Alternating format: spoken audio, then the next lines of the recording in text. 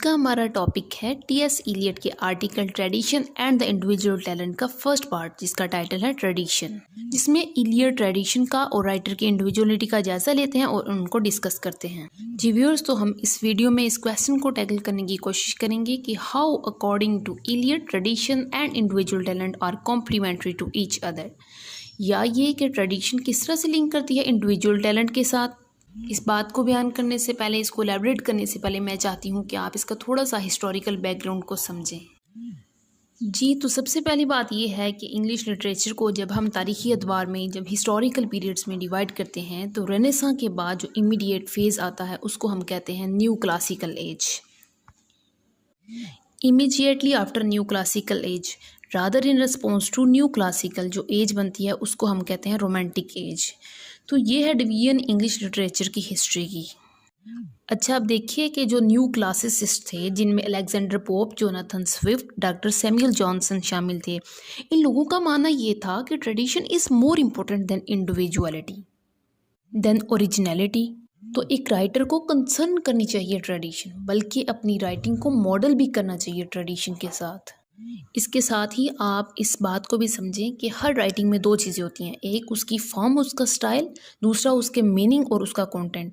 मतलब एक उसमें कोई ना कोई बात कही जा रही होती है ना, तो उसको हम कहते हैं ये कंटेंट है उसका।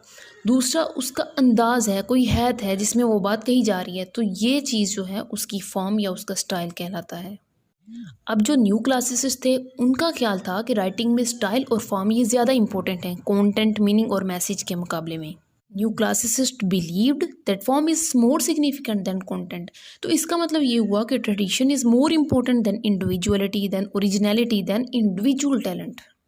ये तो नुक्ता नज़र है न्यू क्लासिसिस्ट का। अब रोमांटिक्स के अगर पॉइंट ऑफ व्यू को देखें तो ये न्यू क्लासिसिस्ट के बिल्कुल उलट बात करते हैं। रोमांटिक्स का कहना है कि शायरी या अदब या आर्ट, इसमें इंडिविजुअल टैलेंट यानी इंडिविजुअलिटी और ओरिजिनलिटी ये ज़्यादा इंपॉर्टेंट है ट्रेडिशन के मुकाबले में। रोमांटिक्स मानते हैं कि मैसेज, मीनिंग या content they are more significant than form and style. अब रोमांटिक्स में कौन कौन आता है? वर्ड्सवर्थ हैं, शेले है, कॉलेरिज है। इनमें से आप किसी से भी पूछेंगे तो वो यही कहेगा कि content, meaning and message they are more significant than form and style. यानी वो कहेंगे कि individual talent is more significant, is more important than tradition. Wordsworth की तो एक मशहूर डेफिनेशन है पोइट्री की, जो उसने प्रीफेस टू लिरिकल बैलेड्स में बताई है कि poetry is spontaneous overflow of powerful feelings and emotions recollected in tranquillity. अब यहाँ स्पॉन्टेनियस ओवरफ्लो से हमें पता चला कि रोमांटिक्स का मानना ये है कि शायरी तो एक लाशऊरी अमल है, यानी क्रिएटिविटी एक अनकॉन्शियस एक्ट है, जबकि न्यू क्लासिसिस्ट कहेंगे कि शायरी एक कॉन्शियस एक्ट है।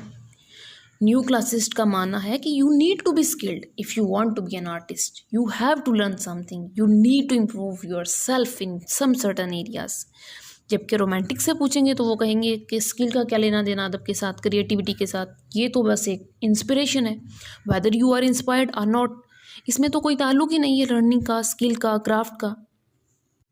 मतलब ये मैं ज़रा फ्लेक्सिबल सेंस में बात कर रही हूँ। वैसे तो अगर देखा जाए तो न्यू क्लासिसिस्ट मीनिंग को बिल्कुल ही रिजेक्ट नहीं करते या रोमांटिक्स फॉर्म को बिल्कुल ही निगेट नहीं करते। हम यहाँ बात कर रहे हैं गलबे की, यानी प्राइमरीली, प्रिंसिपली वो जिस चीज़ को ज़्यादा वैल्यू करते हैं। मिसाल के तौर पर अगर न्यू क्लासिसिस्ट बिलीव करते हैं कि form is more significant then content, तो इसमें ये चीज़ इम्प्लाइड है। इम्प्लाइड का मतलब ये है कि ये चीज़ सजेस्टेड है कि न्यू क्लासिसिस्ट के यहाँ कंटेंट भी सिग्निफिकेंट है, लेकिन जो फॉर्म है वो मोर सिग्निफिकेंट है। इसी तरह रोमांटिक्स के यहाँ फॉर्म भी सिग्निफिकेंट है, मगर कंटेंट जो है वो मोर सिग्निफिकेंट है। तो फ्लेक्सिबल सेंस में बात करने से मुराद यही चीज़ थी, जिसको मैंने ज़रा खोल कर बता दिया, वाज़िया करके बता दिया, ताकि कोई मिसअंडरस्टैंडिंग पैदा ना हो।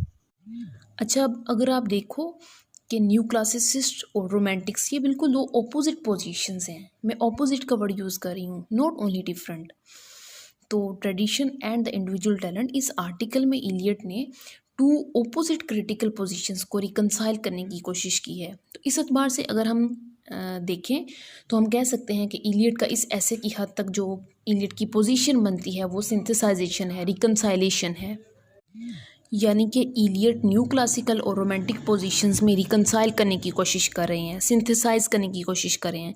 उनका कहना है कि ये ट्रेडिशन और इंडिविजुअल टैलेंट आपस में कॉम्प्लीमेंट्री हैं, कंट्राडिक्टरी नहीं। आप देखिए ना, इलियट ने यहाँ पर पर्सपेक्टिव ही बदल दिया।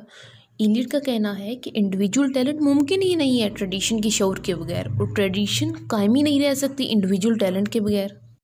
तो ट्रेडिशन का कोई सर्वाइवल नहीं है इंडिविजुअल टैलेंट के बगैर, और इंडिविजुअल टैलेंट जो है वो एक्चुअलाइज ही नहीं हो सकता, उसका कोई वजूद ही एग्जिस्ट ही नहीं वो कर सकता ट्रेडिशन के बगैर।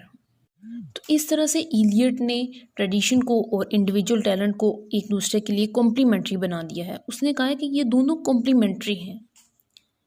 तो tradition and the individual talent, ये थी बातें, कुछ इंट्रोडक्टरी बातें इसके बारे में जिनका जानना आपके लिए बहुत ज़रूरी है। और अगर आपको लेट्स सपोज अगर आपको एग्ज़ाम में आ जाए ये क्वेश्चन कि how tradition is linked to individual talent, या फिर कैसे ट्रेडिशन और इंडिविजुअल टैलेंट एक दूसरे के लिए कॉम्प्लीमेंट्री हैं, तो आप इन सब बातों को डिस्कस करेंगे जो मैंने आपको अभी बताई हैं। ओके व्यूअर्स, अल्लाह हाफिज़।